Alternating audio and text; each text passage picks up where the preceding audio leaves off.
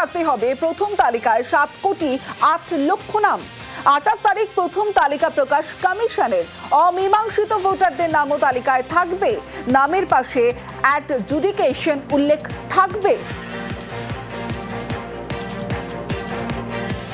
তবে সব থেকে গুরুত্বপূর্ণ বিষয় যে 28 তারিখ তালিকা প্রকাশ হবে, নাম থাকলেও নাম বাদের একটা শঙ্কা থাকছে। এখনো এসআইআর এর 60 লক্ষ নথি যাচাই বাকি। সরাসরি চলে যাব, প্রীতি সাহা রয়েছে আমার সঙ্গে, প্রীতির সঙ্গে কথা বলবো। প্রীতি, এই যে ভোটার তালিকার প্রথম 28 তারিখ যে তালিকা প্রকাশ হবে, একটা প্রশ্নই থেকে যাচ্ছে যে নাম থাকলেও নাম বাদের আশঙ্কা রয়েছে। একদমই সেই আশঙ্কা থাকছে, কারণ 28শে ফেব্রুয়ারি ফাইনাল যে তালিকা, সেই তালিকা প্রকাশের কথা হয়। তবে সময়ের মধ্যে কাজ শেষ করতে না পারায় সুপ্রিম কোর্টের নির্দেশ, হাইকোর্টের তত্ত্বাবধানে টিম গড়ে দেওয়া হয় এবং জেলা বিচারকরা তারা কিন্তু ইতিমধ্যে জুডিশিয়াল অফিসার হিসেবে কাজ শুরু করেছেন।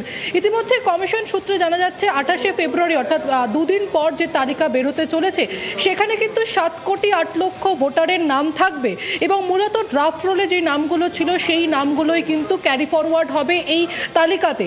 এবং যাদের যে এই যে 60 লক্ষ মানুষের নাম অলরেডি ইতিমধ্যে ভোটারদের যে সুপার চেকিং প্রসেস জুডিশিয়াল অফিসাররা করছেন, তাদের নাম কিন্তু কার্যত এখানে মেনশন থাকবে। সেক্ষেত্রে বলা যেতে পারে যে যদিও এই 60 লক্ষ নামের যে তালিকা পরবর্তীতে সেখান থেকে নাম বাদ গেলেও প্রাইমারি যে লিস্ট বেরোবে 28 তারিখ, সেখানে অ্যাডজুডিফিকেশন বলে একটি মেনশন একটি কলম থাকবে, সেখানে কিন্তু মেনশন থাকবে এই 60 লক্ষ মানুষ যাদের নাম হচ্ছে একেবারে জুডিশিয়াল অফিসাররা চেক করছেন। সেক্ষেত্রে বলাই যায় যে 7,08,00,000 নাম প্রাথমিকভাবে তালিকায় থাকলেও পরবর্তীতে যখন সাপ্লিমেন্টারি যে তালিকা, যা সুপ্রিম কোর্ট বলেছে ইতিমধ্যে যে মনোনয়ন পেশের আগে পর্যন্ত সাপ্লিমেন্টারি তালিকা দিতে পারবে কমিশন, সেই তালিকায় কিন্তু ধীরে ধীরে নাম বাদ পড়ার সম্ভাবনা রয়েছে। তমশ্রী, বেশ প্রীতি, যে বি এডুকেশন থাকবে তো সুপ্রিম কোর্ট বলে দিচ্ছে এখন যে আছে ফাইনাল লিস্ট তৈরি হবে 28 যেটা ফেব্রুয়ারি হবে।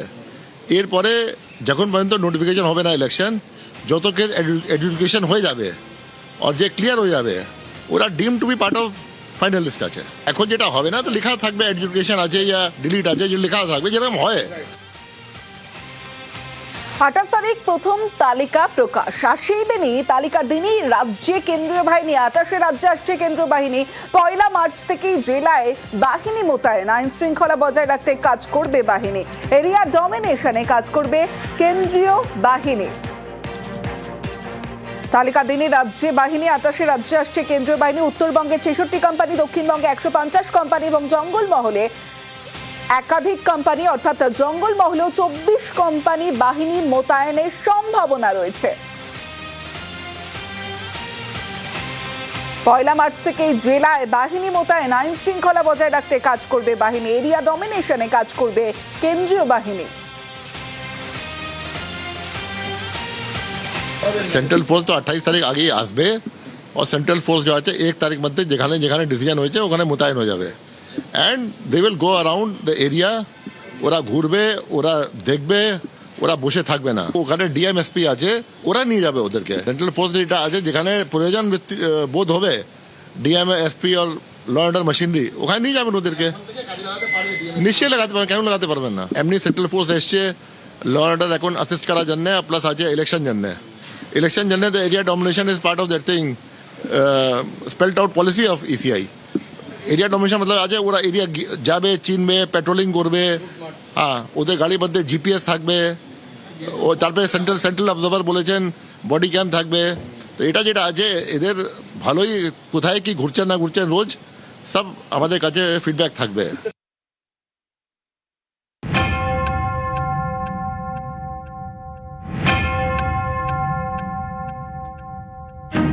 এখনো ভোট ঘোষণা হয়নি, তার আগেই রাজ্যে আসছে কেন্দ্রীয় বাহিনী।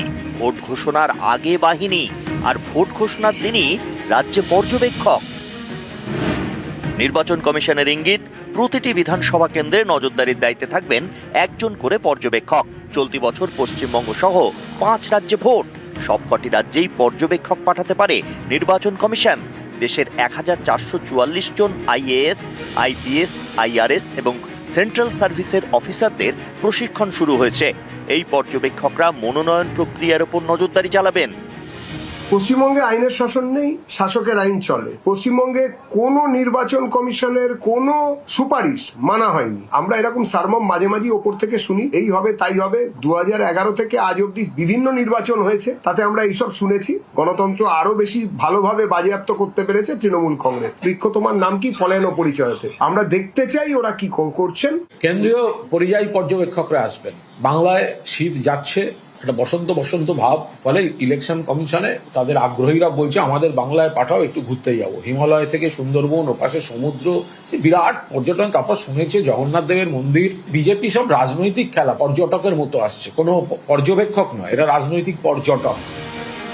পশ্চিমবঙ্গে এসআইআর এর শুনানি চলাকালীন দক্ষিণ 24 পরগনার বাসন্তী এবং মুর্শিদাবাদের ফরাক্কা সহ বেশ কয়েকটি জায়গায় উত্তেজনা ছড়ায়, ভাঙচুর চলে। বাংলায় প্রথম ভোটার তালিকা প্রকাশ হবে 28 ফেব্রুয়ারি। তারপর মনোনয়ন জমার শেষ দিন পর্যন্ত দফায় দফায় তালিকা প্রকাশ করা হবে। কোনো বৈধ ভোটারের নাম কোনো কারণে এই তালিকায় না থাকলে তিনি এবার আর ভোট দিতে পারবেন না। এর জেরে নানা জায়গায় ক্ষোভ বিক্ষোভ, অশান্তি হতে পারে। এই আশঙ্কা থেকে ভোট ঘোষণার দিনই সব বিধানসভা কেন্দ্রে পর্যবেক্ষক নিয়োগের কথা ভাবছে নির্বাচন কমিশন।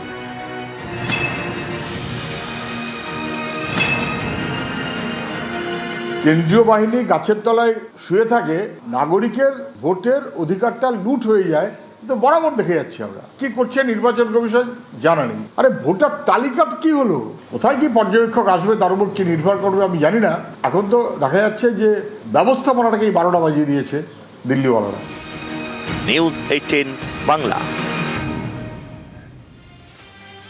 সুপ্রিম নির্দেশে এসআইআর বিচারে বিচার বিভাগ, বিচারকদের হাতে নথি হস্তান্তর ইআরও, এই ইআরওদের। মোট 530 জুডিশিয়াল অফিসার নিয়োগ হাইকোর্টের। এর মধ্যে 270 জন কাজ শুরু করে দিয়েছেন ইতিমধ্যে। ওড়িশা, ঝাড়খণ্ড থেকেও শীঘ্রই জুডিশিয়াল অফিসার রাজ্যে আসবে।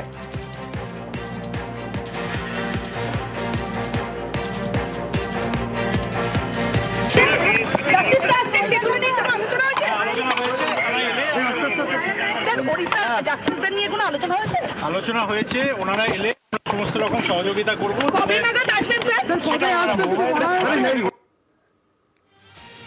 ভোট দিতে হলে ভারতীয় নাগরিক হতেই হবে। তাহলে কোনো বৈধ ভোটার যদি ভোট দিতে না পারেন কিংবা তালিকায় তার নাম বাদ যায়, তিনি কি সেক্ষেত্রে ভারতের নাগরিকত্ব খোয়াবেন?